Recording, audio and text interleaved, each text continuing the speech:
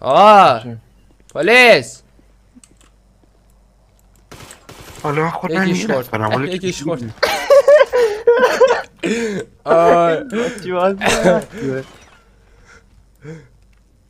من لاشی هم داشتی فکر کردم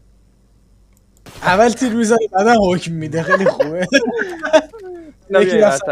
جناب وقتی من دارم اختار میدم چرا میای بیرون هد اینو میزنی؟ میتونم یا میذارم میتونی بیا بزن میتونی باش صف گرگ چرا بری کسکش چرا بری وقتی نیومدیم داخل تا صبح بودیم کله پتفی پاره شدن تا صبح بیرون وای اصلا بمون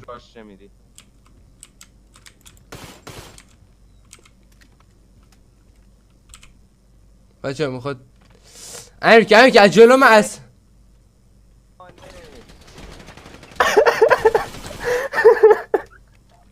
Say my name bitch Say my name آی خداشی کی جلو امیر نیا اینجا لاشی راب کجا مگه بانک بانک کجا هم بانک کوچیکه والی بیورستان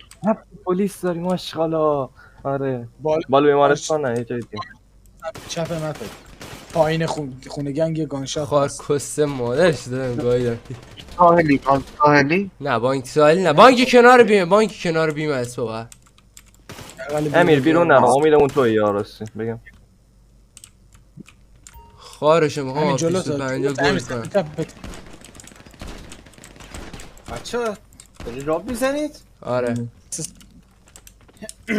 خب منم اومدم منم این بالا سرت نه، نه. یه دقیقه ساکت سینا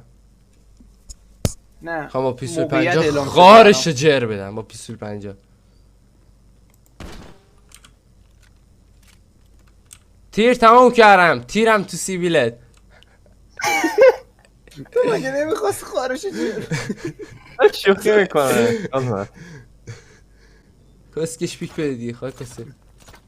وایسا در بست ما پشتمش بزنم نه نکنی ها کسکش نکنی نه دارم شوخی میکنم دارم شوخی میکنم چرا جدی میگیرید امیر نرو جلو میزنم چون تو امیر اینا با کارباین اومدن آره داش